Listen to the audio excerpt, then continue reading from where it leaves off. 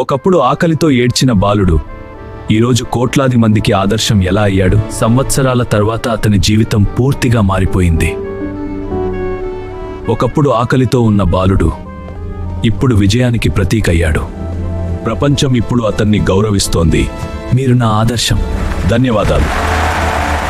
కానీ అతని మనసు గతాన్ని మర్చిపోలేదు. అతను తిరిగి తన గ్రామానికి వచ్చాడు.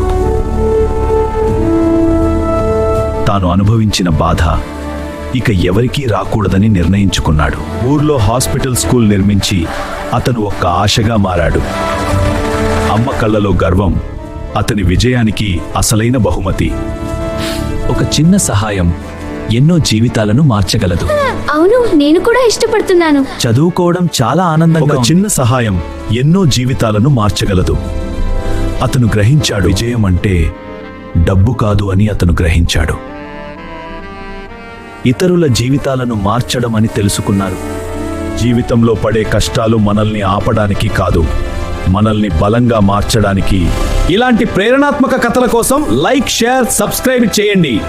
ప్రజలారా, మీరు పేదబ్బాయి ఆకలి బాధ నుంచి కోటీశ్వరుడిగా ఎలా మారాడనే ఈ కథను చూసి ఆదరించినందుకు ధన్యవాదాలు. ఈ కథ మీకు నచ్చితే ఐ కథలు ఛానల్ ని మీ ఫ్రెండ్స్ తో తప్పక షేర్ చేయండి. ఇలాంటి మరిన్ని ప్రేరణాత్మక ఛానల్ ని లైక్ చేయండి, సబ్స్క్రైబ్ చేయడం మర్చిపోకండి.